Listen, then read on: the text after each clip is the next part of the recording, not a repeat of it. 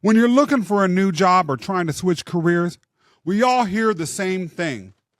Write down your accomplishments. Make sure they're quantifiable. Put those achievements in numbers. Well, I'm about to tell you, unless you do something else, that advice will get you nowhere. There's one thing that's infinitely more impressive than all your data combined. To understand it, we've got to go back and understand Greek myths. What exactly is a myth? Once you understand the answer to that question, your resume, your LinkedIn profile, your entire career trajectory will be ready to lift off.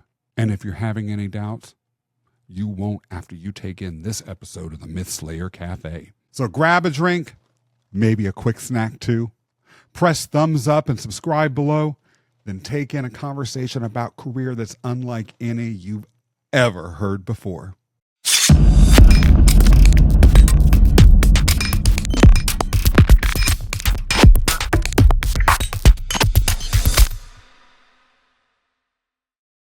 I am sitting here smiling and laughing before the show's even started because the Myth-Slayer Cafe has Marc W.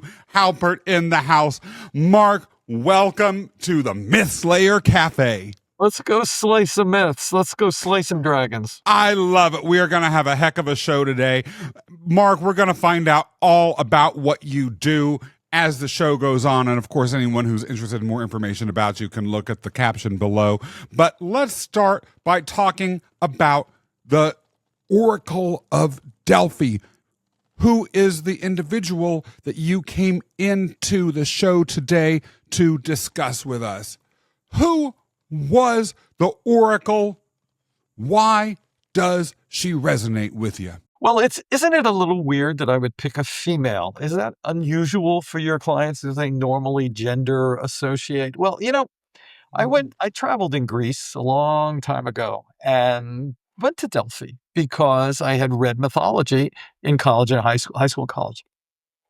And it was supposed to be a gorgeous place. And it was a beautiful, beautiful place with this fissure in the middle of the mountains, which had, I guess, in ancient times, steam and smells coming from it from the inner side of the earth. So the gods were expelling wisdom through this Delphi, this oracle.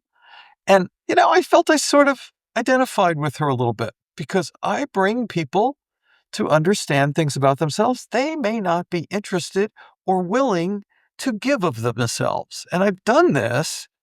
I don't know why I do it. I don't know how I do it. Just do it to the point where people feel really comfortable telling me all sorts of things that they shouldn't tell me. After having known me for 5 minutes, they're like spilling their guts to me.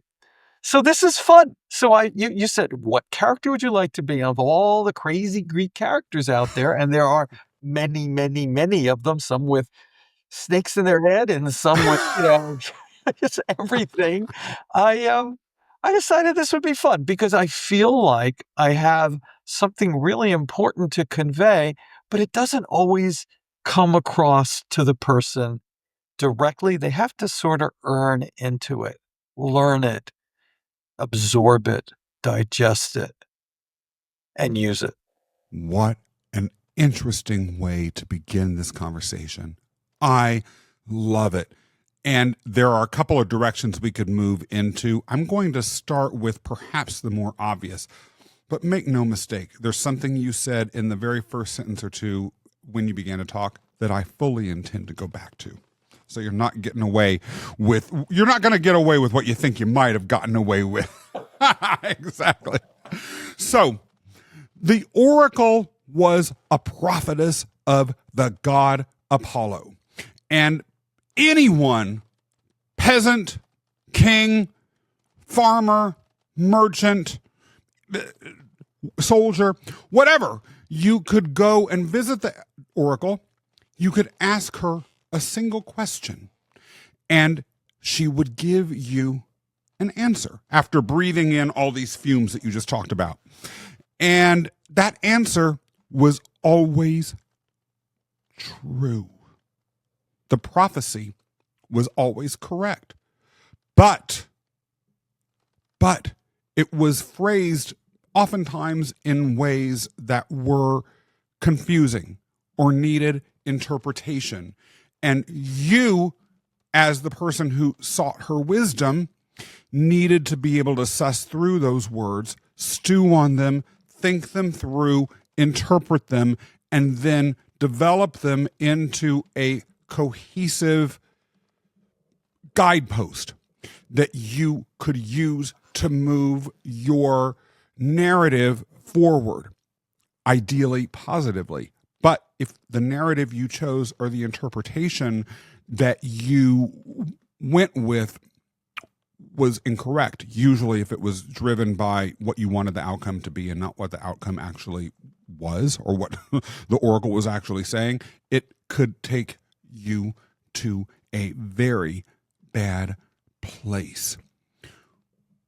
People, you said, come to you and share all of these things, their desires, their questions, or the inchoate within them to help figure out a direction forward, because you are a LinkedIn coach. You're the LinkedIn coach. And one thing that I'm curious about as a coach, as someone who is in the space of, I assume, creating a narrative for those who seek that new direction, how do you help them pull together the wisdom that's within, the words of their own inner oracle, to make some sense that's true to their future and not purely driven by pre-existing desires? Let's remember that this is not only Marc as the oracle and the client. It's the client speaking to everybody else they want to connect with. So there's a third gigantic audience out there to take that message that I help them develop and make that resonate with the reader of their profile. So what I do, to answer your question a little obliquely, but I've been told I'm very oblique sometimes, is to have them make comments with multiple places, adding a little bit more in every time the reader gets to that place to add to their story. In other words, if you have something that's really hard to understand, like why do you have two really different crazy businesses at the same time, which is a story. It's not always completely understandable on the first blush. You have to continue to develop how the two businesses interact and make you a better person as a result, to your readers, to your clients. So referrals will be interested. So you have to say the same thing in multiple ways so that it resonates with what are mostly attention deficit people these days. We all are. I am, certainly. So I see it 2, 3, maybe 4 times, not just once, because I can't absorb it once. It's too oblique for me. So this is some of what I do. And people say, oh, that's repeating yourself. That's using valuable real estate. Why would I want to do it?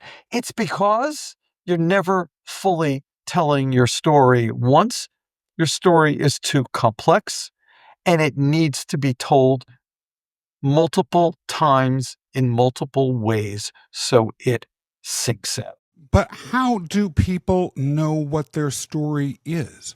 Right? Like when I first was transitioning out of the initial arc of my career, although I'd been practicing law at that point for nearly 20 years, and I had these executive positions in which I had run major projects and I had overseen staffs of really significant size, these were just random events. There was no cohesive story. Not only that, but even within the government sector that I had operated within all of those years, I had moved in very diverse places. I had been in the buildings and zoning space, for instance. Then I was in the social services space. Then I was in the court administration space. And there was no story that I saw or a comprehensive thread of anything that I could even begin to pull from. I sort of left to my own devices to just say, well, add to your story. how do I even know what the foundation is, let alone what that arc looks like as the story gets complete? So the answer to your question is you need a coach who listens with 3 ears. Not just 2, because that's what everybody listens with, or maybe 1, but 3. So there's always an understory, an undercurrent that needs to be brought out to explain not what, but why, to take you to a higher conscious level. So why did you enjoy the time in planning and zoning? What skills did you take from planning to zoning to go and transfer those transferable skills, as I call them, to the next position you went to? And I have this concept of skills being like a card in your back pocket. Remember the old Wild West games, and they playing cards in the saloon, and somebody always card in their pocket or up their sleeve, and they play it and they win. And the reason they win is that card keeps coming out and gets a little bit better and a little bit better played every single time. And then it's put away for the next time it's needed. So why do you do what you do? Not what. What is boring? No one remembers what. Those are factoids. I don't live in the world of factoids. I don't care. I don't care how many millions of dollars you saved your company, because that is a moment in time. I don't care how many employees you had. That is a moment in time. I do care how well you played that card, how well people related to you, how you accomplished things against seemingly impossible odds. It is the function of this Delphi oracle to pull out the myths from people and bring it to the front and explain the myths. So it's a little different than going to the oracle and asking the oracle and the oracle giving them something obtuse. It's about people being obtuse coming to me, and I bring it out of them. Well, and it goes as to the multidimensionality of the oracle's relationship with those who sought her advice. They engaged with her to hear her wisdom, but she still ultimately brought the wisdom out, or gave them the directional pointer to be operated within the context of what ultimately they were inside. And one of the things that I'm hearing that goes back to what we talked earlier with regards to the oracle was things went badly with the oracle if you interpreted her words in light of ego-driven desires. And what I'm hearing you say when you talk about what story you're trying to pull out of people is that a lot of this stuff, like how many staff members you had, or what percentage of your company's profit margins you were able to increase or to stave off a decrease on, are really ego-driven points that impress, but aren't about that ultimate narrative arc. And that is advice that flies in the face of what you hear from a lot of people who are looking to engage others as coaches in career transformation. Right, you always hear, put on your resume or your profile, how many people you grew your staff by, or how large your market share increased, or something like that. And I understand that those might be interesting details, but I have not heard a lot about create this inner arc, about the things that you saved, not saved in terms of money, but the obstacles that you've overcome, or maybe the individuals that you helped or somehow transformed through your action, which is what I'm hearing you say. And my concern for that is, if it had been me, I was someone who literally during a lot of these parts of my career did achieve these things solely because I wanted to impress. What do you do if you are watching this episode and saying, oof, my why really has been to chase the pot of gold at the other side of the rainbow, to just get that bigger office or have more money or to impress everyone who needs to know how smart I am. I have this concept, and you've heard it many times, called being amazinger. Okay. Everybody's amazing. I can sit with everybody and hear one or two little nuggets of amazingness somehow. But if they can't pull it together to tell us why they're amazinger than their competition, then I can't help them. But my job is to make them realize they are amazinger. And remember, we were all raised by clergy, parents, teachers, and people we worked for to quietly slave away and suck down the knowledge and regurgitate it onto a piece of paper. That is not making entrepreneurs and professionals do better in their field. It's how you take a strand here and a strand there and you pull them together and you knit together that amazing tapestry that is our career story. And if you can't tell us your career story, no one can tell it as well as you can. So my job is to make them tell it well, but not with factoids, not with numbers. And the big egos hide behind numbers. I don't care about numbers because they're relative values. If I worked for a multi-billion-dollar corporation and I saved $10 million, that's nothing. I worked for a $12 million company and I saved $5 million, that's something. But that 5 million, that 10 million means nothing unless you know the context. You have to paint the picture. You have to give the background. And that's why it's really hard for people to get out from under themselves and tell their why. And this was a big epiphany for me to realize I had something to offer and add from my why, not from my what. I was successful in my corporate career. I hated every minute of it. It was wrong. I never found my place.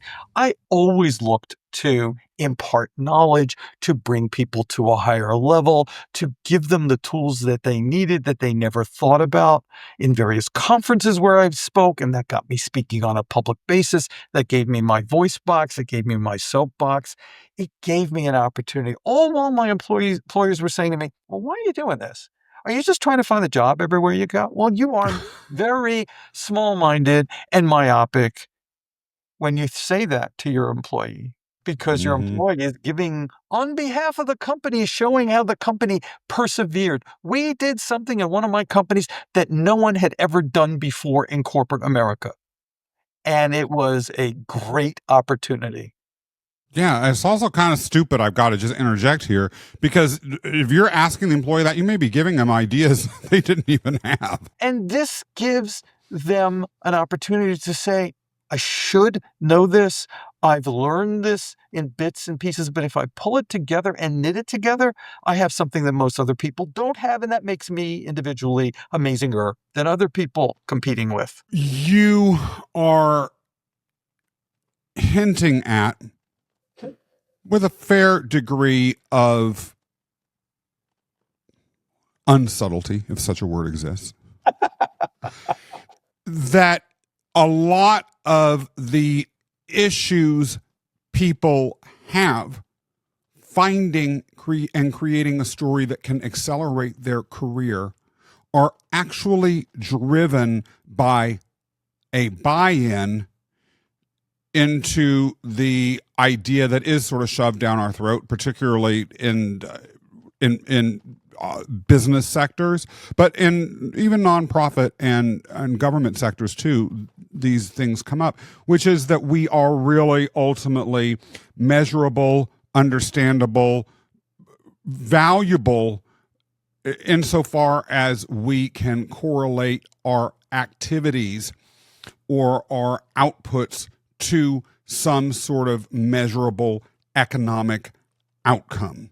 Yes. And that ultimately, if, as you're saying, is tied into ego defenses, then you have a situation in which we have entire classes of professionals who are going to be, should there be economic disruption, unable or poorly equipped to be able to share their story. I'm not going to get into politics here, and I doubt you want to either, but this is being recorded at a time in which there is massive economic unrest in the United States. This is March of 2025. A major tech employer just let go of 17,000 people yesterday. And in the government sector, people are being laid off or transitioned left and right. And they may be sitting and thinking, I have the numbers, or I have the KPIs, or I have the statistical data that I should be able to put in my resume that will get me somewhere. How come nothing's happening? Or what do I do with my life? Because all of the KPIs that I've focused my entire life on fulfilling have ended me up with a pink slip. Right. And then if you list all these KPIs, they are so specific to the environment you came from to be unintelligible in another environment, in another industry. They're full of jargon. They're full of acronyms. They're full of stuff. No one reads that stuff. You want to see people's eyes glaze over? Give them a lot of techno babble. And that's what we live amongst in our corporate world. And so if we're leaving that world because that world has decided they don't need us anymore, you have to find the right language to put around that experience you had in your most recent job and all your recent jobs, and pull them together in a way that in an interview, in a reading of your LinkedIn profile, in a reading of your resume, in a brief telephone conversation, if you meet somebody on the subway, on a bus, on the street corner, a referral, it all makes sense. Is that easy? I go back to the Delphic Oracle. No, it's not easy. And it's going to come out as being weird. But you have to practice it until it's not weird anymore. And this is sort of the essence of what I try to get people to do, is to simplify complex concepts so that everybody who has an interest in you, and think about when you interview, you don't only interview with the management you're going to report to, you interview with HR, you interview with all sorts of people who have various pressures, understandings, mental capacities, I'll be bold that way, who don't we have to be. understand you, and you need to make them understand not what you, which can make them glaze, but why you, when they go, wow, I never thought about that way. That's amazing. Be amazing, girl. You know, Mark, nonetheless, when you talk about it not being easy, I can so relate. When I first left the government sector, I didn't know you yet, or of course I would have been your client, but I worked with a career coach who helped me with my resume, with finding viable career paths, as well as a LinkedIn profile, which, by the way, has been immeasurably improved since knowing you. But that being said, what he worked with me on was immeasurably better than the piece of garbage that I had there before, looking back on it. And you know, I had fancy titles: assistant commissioner of the Bureau of Senior Services, or first deputy chief executive of the Office of Administrative Trials and Hearings, or all of these sorts of things that sounded so impressive to me, and I had gotten attached to. And I loved being able to, when I was in those jobs, being able to throw around those titles. I mean, people were impressed even if they weren't clear exactly what they were impressed by. And letting that go was so hard, because it was letting go of my identity. I can't help but circle back to this idea of the Oracle's easily misinterpreted wisdom as untangling, untangling the self from identity in a way. What I'm hearing you say is that this is a process of, quote unquote, having to create a new self. Absolutely. Because other guests on the show have argued that the self that we are is inherently defined by our narrative. Let me address that directly. anybody who's being peeled away from a job or a job being peeled away from them, depends upon your point of view, has to realize that whatever's being peeled away can never be put back. But whatever's left inside of you, all your skill sets, all your understanding, all your experience can never be taken away. You just need to repackage that, repurpose that, and refire that. And I talk to people at all generations, in all industries, in all educational capabilities, and they say that is the most relieving thing you can tell me. And I'm not telling them to relieve them. I'm telling them to give them a new focus. And once they start with that, they develop the inner core, the inner fire to build upon that. I can't write it for them. They say, you write it, I'll sign it. No way. I don't do that. I don't write other people's profiles. I do coach them. I do say to them, Scott, that's terrible. You really need to do that better. And you go, I can't believe you told me it's terrible. Because it is. And if that's the best you can do, we really need to sit down and figure out what's holding you back. Where's the stoppage inside of you? And when they get past the stoppage, it trickles slowly, begins to flow. And it's fascinating to see the development of people from the beginning I work with them to the end I work with them. And they say to me, I could have never done this on my own. And that is the best thing a coach can ever hear, because they wrote it. I just kind of took them along the vagaries of the path they needed to follow. What are some of these stoppages that you see, though? Well, we identify with a title, like you said, very much. Big, fancy, long, horrible words in a title, okay? Which immediately peg us at a level which mean nothing. Titles mean nothing anymore. Yeah. And so people have this incorrect knowledge or expectation of what your level is based upon your title. That's ruinous to start with. Ego. Our jobs, my corporate job was my identity. I got laid off once very early in my career, and I learned very early on, they owe you nothing and you owe them nothing. The moment they show you the box to put all your stuff in is the time you have to say, who do I owe anything to? I owe it to me. And I chose to become an entrepreneur after a really good position when the company I was at was acquired, and they offered me a position to go overseas, and it was not right for me, and I did not want to do it. And people said, wow, you're brave. Well, you know what? It's been brewing in me for a long time. Why should I go work for another bunch of turkeys? All right? I never had a good boss except one. My first boss was the only good boss I ever had in my 25-year career. Yeah. All right? Yeah. So whatever you have inside of you, they can never take it away. But what is it that you have inside of you? You have to take care of. You have to polish. You have to play that card often and put it away a little bit better for having taken it out the first time. Now, we're getting esoteric here, but that's good, because I don't know who's listening to this, but if you identify with this concept but can't quite do it on your own, storyboard yourself.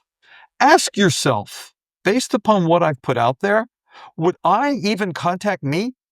Or would I say, this guy's a nut, I'm not going near this person? And I can't tell you how many really messed up profiles I come across. And they say to me, help me, I can't get out of this mess. I keep adding more trash to trash. Or I have people say, I don't know what to talk about. I'm a big corporate executive. I have nothing important to say. Well, there's a contradiction in terms right there. What's wrong with you? Let's get you opened up a little bit. So I peel that onion away to the core as much as I can. Inside the core of everybody is a really amazing person dying to talk about themselves, but they don't know how far to go. A little is too much. A lot is too much. There is a happy medium. How do you help people guide between going too little and going too far? Right? Like, someone may look at this episode and say, well, Scott has a close relationship with Marc. Clearly, Marc thinks enough of Scott to be on his show, or he wouldn't humiliate himself otherwise, right? But Scott's all the way, right? Like, is Marc going to push me in that direction? How do I know how far to stop? And maybe if I just slightly teeny tiny tweak what I was before, just change my title, I can sort of slide by without having a story, without having to push myself too far, because I'm 58 years old and I haven't had to push myself, and I'm feeling like I'm too old to push myself. No, you're never too old to push yourself, because when you stop pushing yourself, you've stopped working, you've stopped living, you've stopped experiencing. That's the beauty of what we get to do. So I'm 70 years old, almost 70 next month. I have never stopped learning. I bring an abundant energy to what I do, and I bring it to my clients, and I get them energized. And I say to them, I want you to go further in this tack. You're really beginning to open up this little spigot. I'd like to see how far you'd like to let it roll. And they say, I don't know. I said, try it.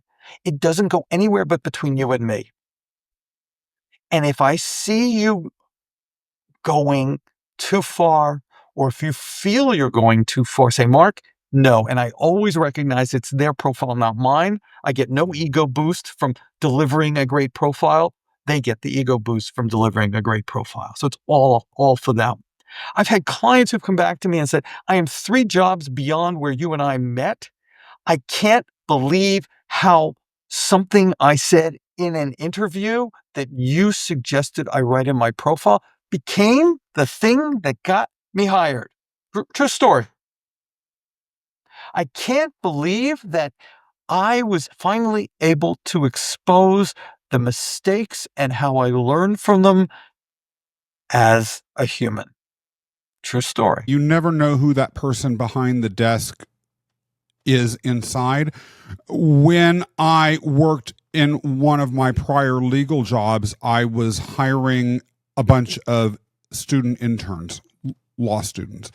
And the person that I hired, I got his resume, and I saw in it that he was involved in organizing some EDM, electronic dance music festival. And I'd never seen that on a law school resume before. And it wasn't a dominant thing that he had listed, but it was in his also other activities or something like that. I interviewed him because of that. Why? A, because I love EDM. That immediately connected me with him. B, I wanted someone that was cool. Now, it turns out that when he came to the interview, I had not had time. I was running from one meeting to another, so I didn't have a chance to download and print out his resume and have it in front of me during the interview. So I asked him if he had a spare, which he did. He gave it to me, and I scanned it up and down. And I remember saying, weren't you the one that organized this EDM festival? I'm somehow not seeing it on your resume. What happened? Or am I confused here? And he said, oh no, my law school advisors told me to take that off because they thought that whoever read it would think I was weird. And interestingly enough, I did end up hiring him because he was left of center, not politically, but in terms of his personality. He was a more singular person. But that's what this person wanted. And why had he gone to them with this piece of advice? Because he hadn't been getting anywhere. Yeah. Weirdly, the thing that they told him to pull back on was the thing that if he'd sent that to me, it would have just gone nowhere one more time. I had a client, and he was interviewing for an amazing job, and it was a very creative job, and he was coming out of a non-creative industry, and he was a very good candidate for this job. He was a misfit in his old industry. He would have been a shoo-in for the new industry. Yet his resume and his LinkedIn profile did not show how he could really step into this new role and not only learn from the role, but create the role to benefit from his experience, the things that could never be taken away from him.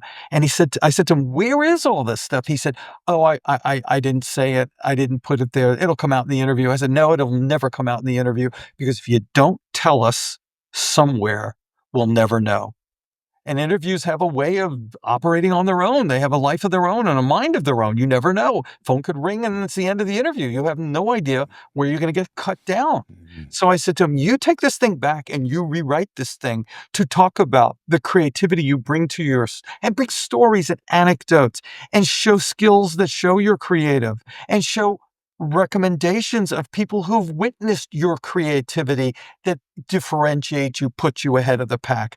That's when it's not only you talking about you, it's other people saying, that Scott, he says he's good at this, and this is why he says he's good at this. Let me tell you how really good Scott is as a third party.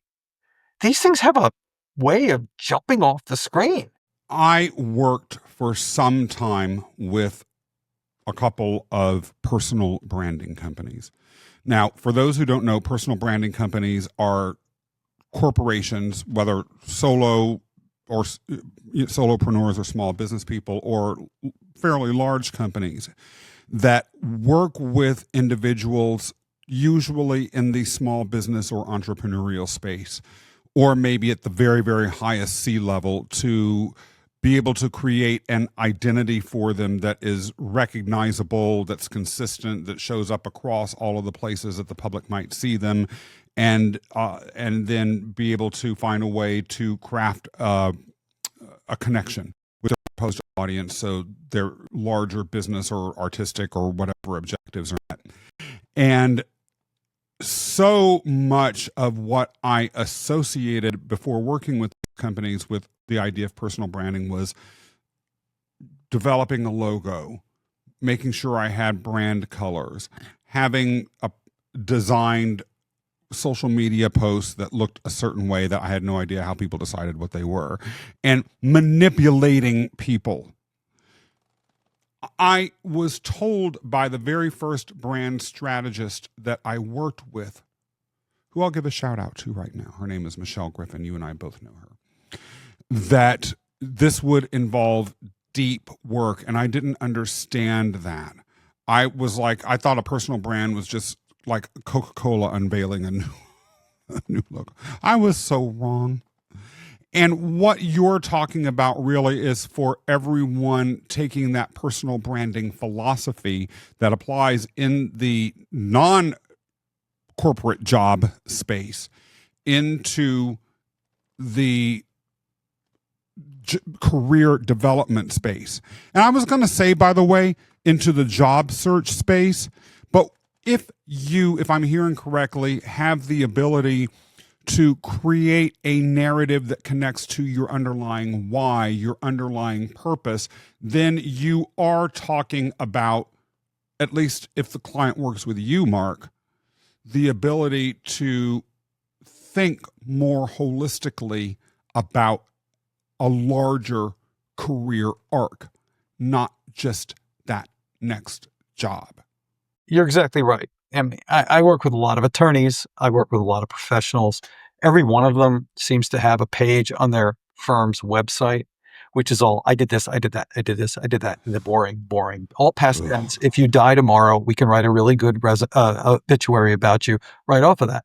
I also have, the same people have resumes or CVs, and they send them to me, and it's all, I did this, I did that. It's just longer than what the firm lets them put out there. So it's the same stuff, but more. And then I say to them, okay, fine, but your past makes your present. How does your past make your present? Why are you the way you are based upon your past? Oh, and then the stories come, well, I had this mentor and he really got me, she really got me, and they developed in me this ability. And well, where are you going to tell us that? Okay. And when you get to where you are today in your present, why would anybody want to work with you in their future, your respective futures? Why would I hire you to represent me or work for me, whatever the case may be, 5 years down the road? Why would I return to you for another project? How could I refer you if I don't get who you are today? So your past makes your present indicates your future. We don't know what our future will be. The only thing we can be sure of is what our past was, but it's not what you did, all past tense, factoids. It's how you package that past to make it resonate, stand off the screen. What you're talking about is parallel, and in fact, I would even say on a deeper level, identical to different approaches to the subject of mythology itself. I always say, what are Greek myths? They are the social version of the individual myths, stories that people tell themselves within a culture. In other words, a group of people tell themselves myths, stories that represent a whole bunch of things about who and what they are. Collectively, then they become the myths of a culture that identify exactly what that culture is, as opposed to every other culture in the entire history of humanity. And all of them then in turn work back and forth to create an ongoing, changing story of both the individual within that culture and of the culture itself.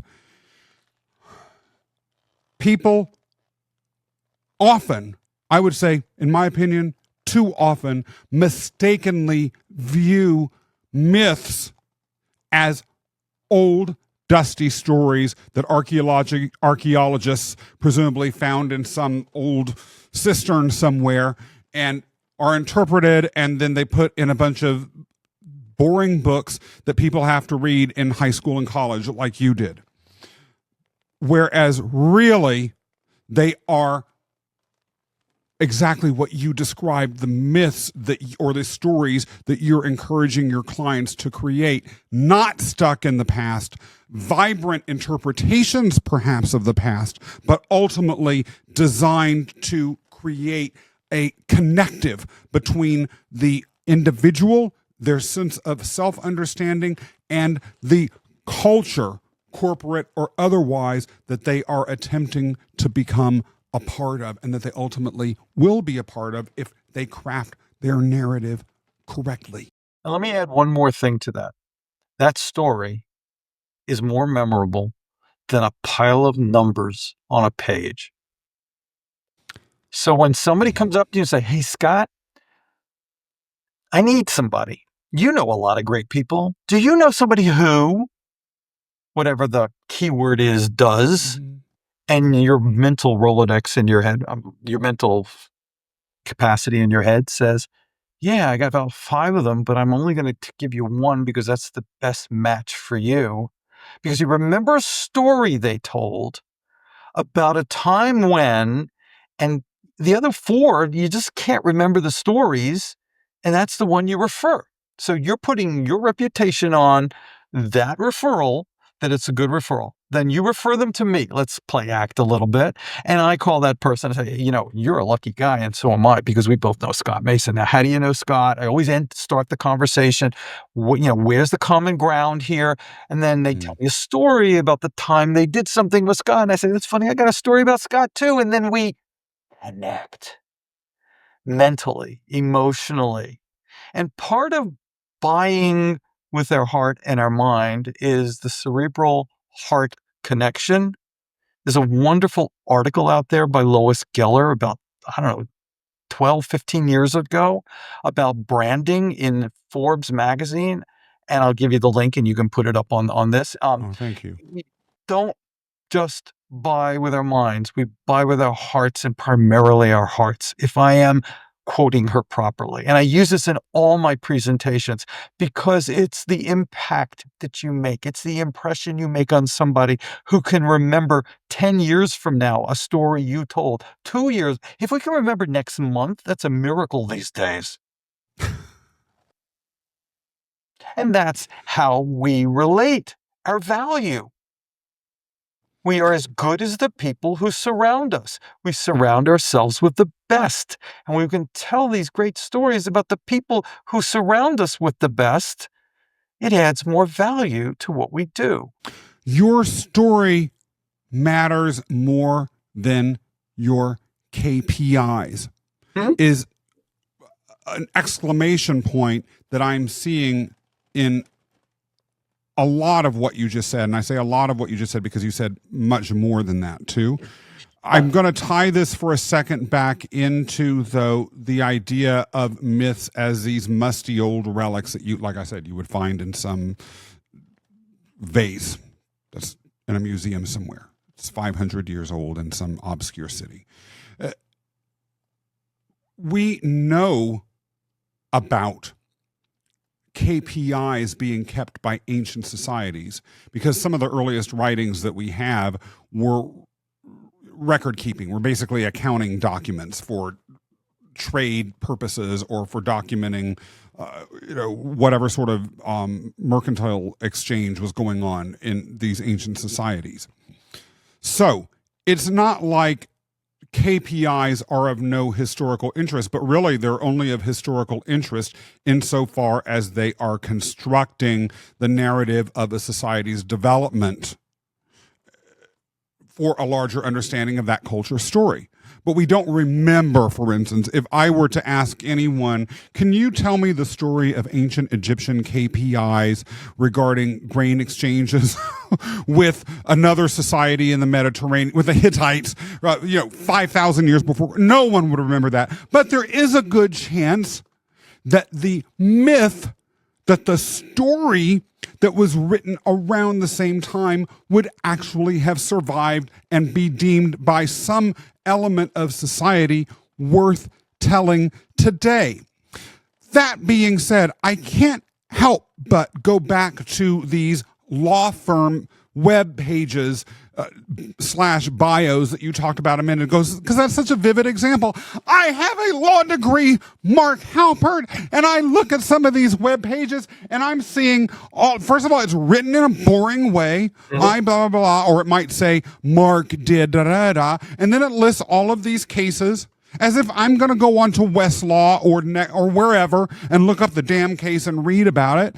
Or these law journal articles that are so mind-numbingly dull in their titles, I can't even get past. And again, I have a law degree. I should be interested. And so you are going as to something else, which is that when you're telling the story, you're not saying this directly, although maybe you are, which is, who in the fuck are you writing this shit for? Right? If I'm a lawyer and I'm uninterested and unimpressed and it's not for me, then yeah, what business person is Jeff Bezos going to look at your your web page on your law firm site and say, well, he drafted a brief in Wilmington versus the state of Massachusetts, blah, blah. We have to work with him?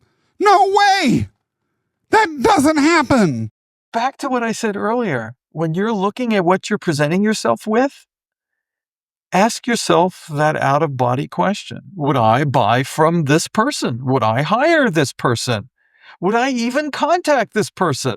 And I read some of these profiles and I say to myself, you are on the biggest ego trip of your life. And you know what? You're talking to yourself and you're so self-impressed. Pomposity. Yes. Okay. It's horrible. It's horrible. When I see people have fun and write in a enjoyable, jovial way about themselves, then they're taking the pressure off themselves to show what makes them enjoyable to work with. I'm going to contrast two people who get I'm just going to test right here. And by the way, anyone watching this, if you have a reaction to what I'm about to share, put it in the comments, please. So, earlier in my dating life, I took someone on a date to a Chinese restaurant near my law school. And 2 tables down were 2 of my first-year law professors. And they were having an argument about some arcane legal point. And they spoke in this overly refined English with this very, I don't know how to say it, academic accent, and they were using Latin terms, and this argument was very heated, yet also performative. It was, to my eyes, 2 people that were making sure the entire Chinese restaurant knew that they were brilliant legal scholars having an argument about some point in the case law that was of utmost important, and they were kind of having also these, like, I don't know, professorial, legal scholarish insults that were being thrown at each other's points. And I'll never forget, the person I was dating looked over. I had both of these professors, by the way, so I knew them, although I pretended I didn't. And this person I was dating looked over at them and then looked at me and said, who in the hell are these people? Not, oh, Scott, do you know these law professors? you went to little school with them. Would you introduce me to these wonderful, fun people? You're right. The reaction was, when can we finish this restaurant? Please don't ever take me here again. So that's example number one that I want to contrast. Just this week, I am part of a networking group that is just lawyers or people that work with lawyers. And they're looking for an outside speaker. Now, I could have chosen one of these two individuals to come in, for instance, but instead I showed the organizer my the Instagram profile of my new favorite person. Her name is Roz the Diva, and she is she really focuses on people that are non-traditional body types, learning how to bring out their inner athlete. And she has spoken in fun places like fat.com in Philadelphia. And she does like, non-body positive pole dancing classes.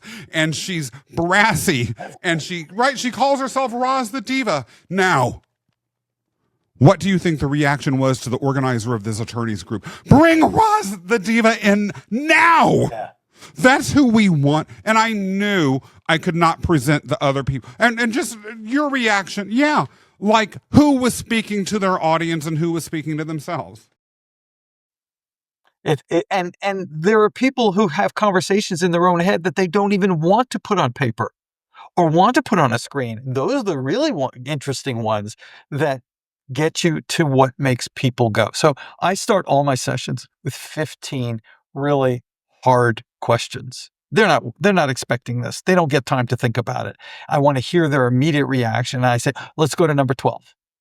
Here's the question. Answer it for me. And before they have a time to make the facade and make the fakeness start proliferating, they have to answer. I said, no, it's now. I want the answer now. I want to know what you're thinking.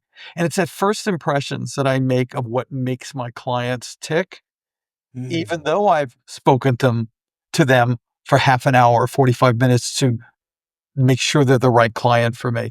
That's when it gets interesting. And it's all recorded. Everything I do is recorded just for them and just for me. I get rid of the recording as soon as I send it to them. I don't want it because I don't need it.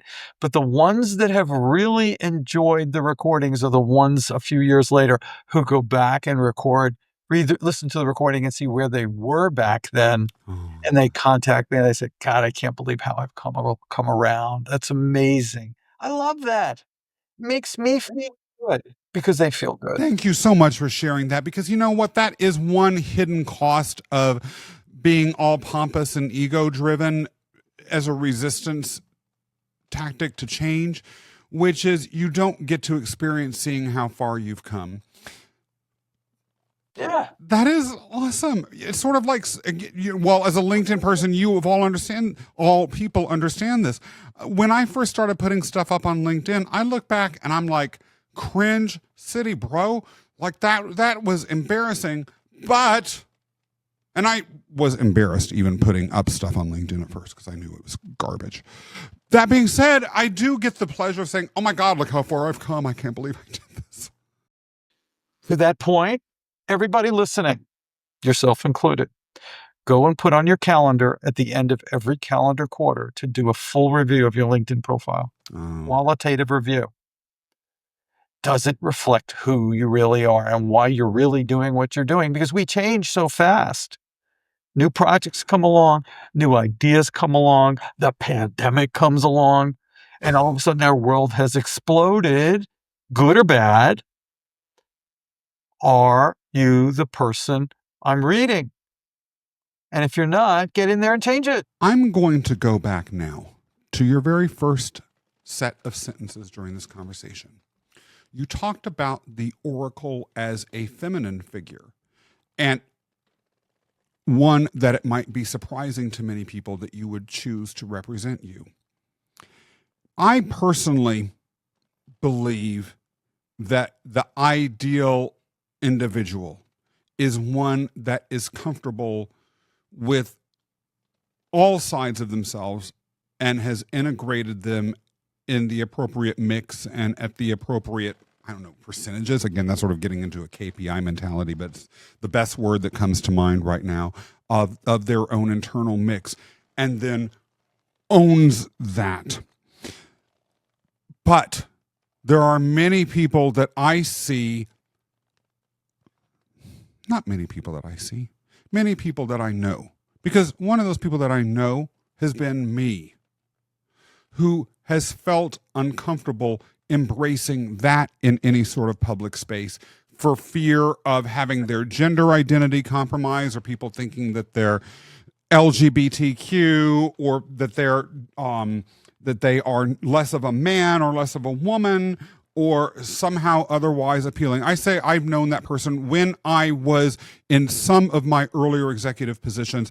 I could be very hard, very tough, very angry, very loud and abrasive, because I did not want people for a minute to see that there was any feminine in me that they could dare exploit, because I viewed feminine as weak, and do not even try to tag me with that, or you would see what testosterone-fueled rage could bring.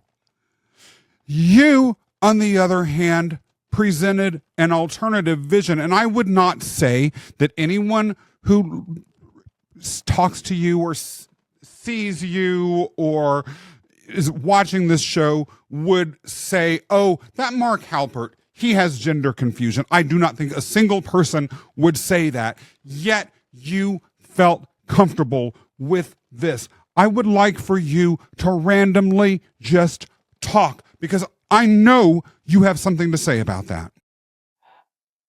I don't know how to answer that. This is, all right. So look, I have dealt with people, male, female, transgender. I have dealt with people 87 years old and 17 years old. I have worked with medical doctors who hate being doctors. I have worked with lawyers who hate themselves for being a lawyer because their father or mother was a lawyer and only went into the law. I've dealt with people who hate themselves for a million different reasons. I have dealt with people who have not come to grips with what their past has made them into, like the tiny 90-pound artist who painted these gigantic, angry paintings. And only in a public place, I said to her, I don't understand, you're such a lovely person, and yet your artwork is so bold and angry and explosive. And she just crumbled. In a public place, she goes, that's because my father abused me all my adolescent life. I've had it all at this point. I'm doing this 25 years. It's crazy. I have learned that everybody is amazinger. Back to that word again, trying to get out from under themselves and tell why they do what they do. And we're not giving ourselves the chance. So choosing the Delphic Oracle was because there is a story to be told, directly or indirectly, that everybody needs to interpret for themselves. It's a mystery. Some of us don't embrace our mystery until it's too late, or never do, and die angry or die frustrated. Some people do it early on and are proud of who they are and talk through the pride. And pride is good. Too much pride is not good. And that's where coaches like me says, let's turn that spigot down a little bit and let's talk about why you're proud of yourself from what you've done, of which you've came from. I've had it all at this point. And for me, it's solving the self puzzle that people need to do and don't let themselves do it. I was the kid in the back who never shut up in class. I always had questions. I always had a comment. I always tried to entertain to make it a lot less boring. I made jokes in foreign languages. I didn't care. In whatever class I was in, I was doing it. I was having fun because I couldn't sit there and let them ram it down my throat. It's not comfortable. And so I decided that I was going to be the person that helped pull it out of other people. And I started doing that. I did it on the side in high school, college. I did it in graduate school. I did it in corporate. I was the speaker at conferences. I gave them material they never thought they'd ever learn or see before. And you know what? I moved on to the next challenge. So every challenge that comes to the Oracle is another story, another opportunity, and another person to help with the puzzle. And I love puzzles myself. I love to get with this massive stuff and find order in the mess. And that's why I do what I do. I give people the opportunity to be more than they can be on their own. And is that what a coach is all about?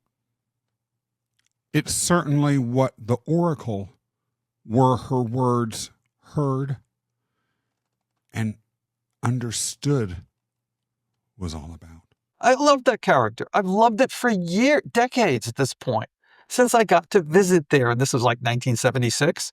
And it's firmly in my mind what it looked like. So when you asked me what character, I said, well, before I answer, let me just research just a little bit. Let's just be sure this thing I want to be the Delphic Oracle is not going to be too weird. All right. So I went and I looked, and there was the environment where the Oracle sat.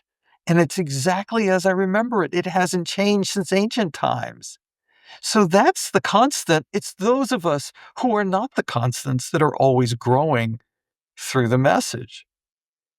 If I can be so philosophical. You know, that's what we're all about here at the Myth Slayer Cafe. I have to add one final little philosophical piece to this.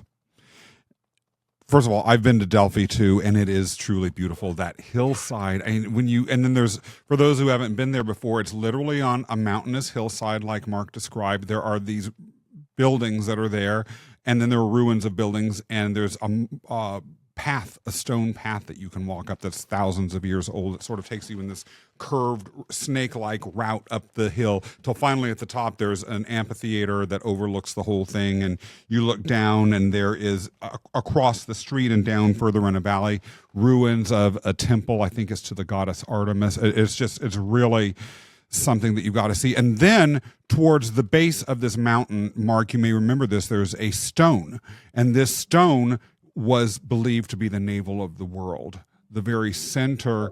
Yeah, you remember it? Yes. And I remember saying to myself, who would come up with that idea of a stone?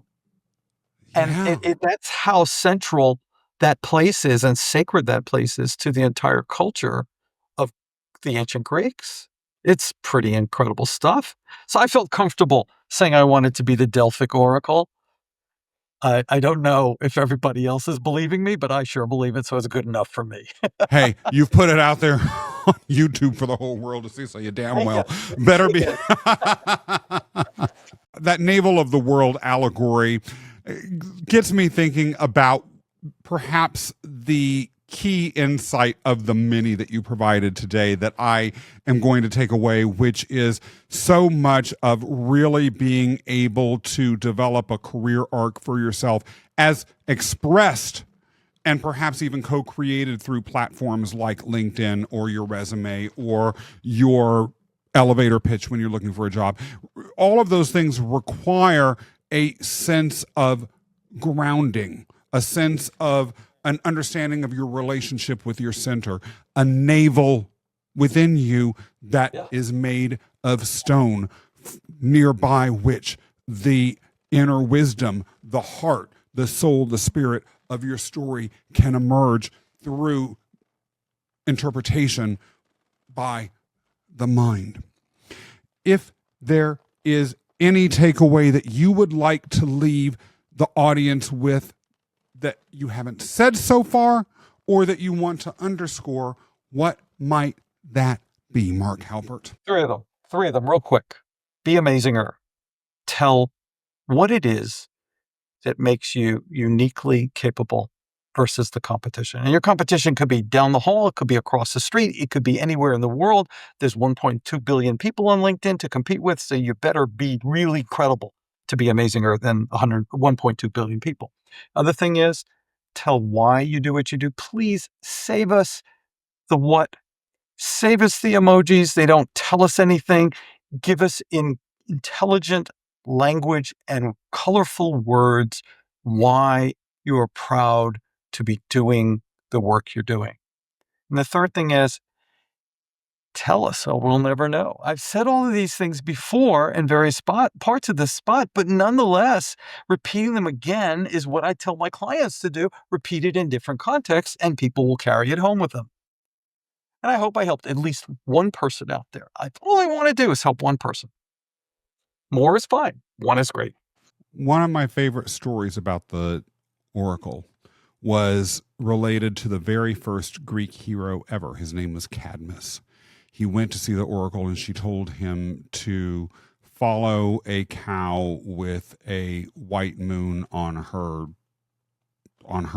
like the, you know, her hind legs or her hind thigh, I think. And he did, and ultimately that took him to a place where he founded the first great ancient Greek city. And I always have viewed Cadmus as the avatar of all founders.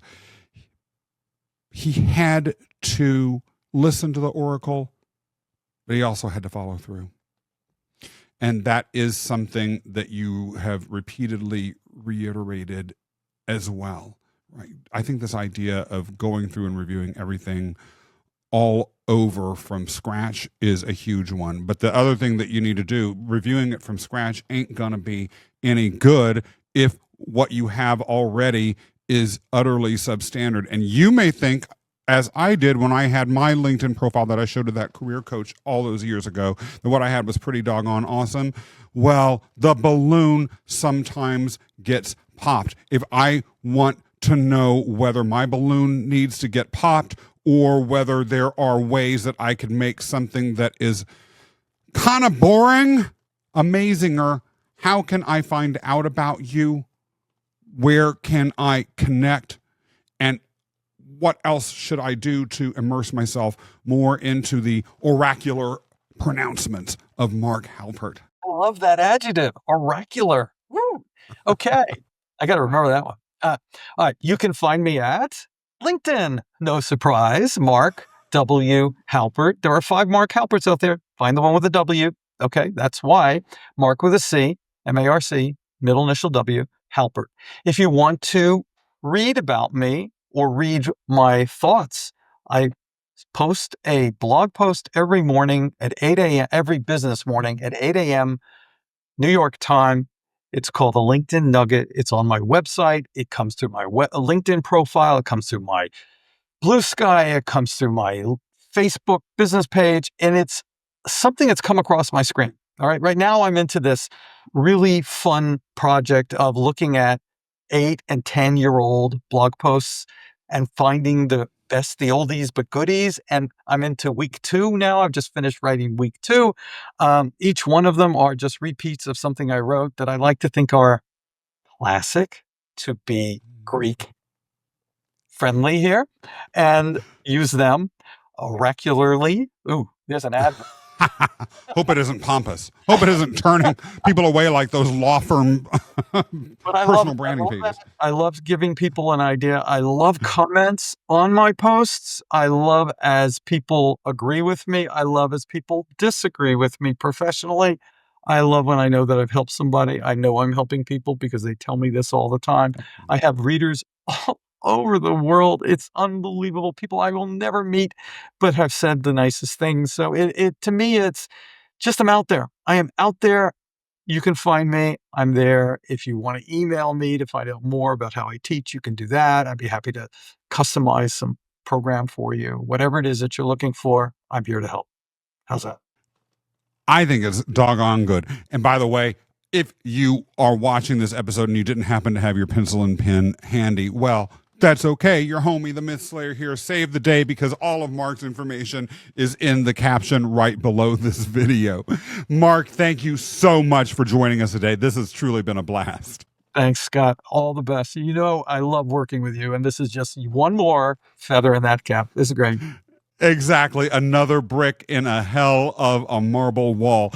If you enjoyed today's episode, make sure you press the thumbs up below. Also, subscribe to this channel. Show it some love. Also, hit the bell so you know when new episodes of the Myth Slayer Cafe series are coming out so you can dig in and learn even more about myths, leadership, and life. And by the way, Also, leave a comment below, share this with your friends, and connect with the Myth Slayer too. I want to hear from you. I love you too much to just be left in isolation without hearing from any of y'all.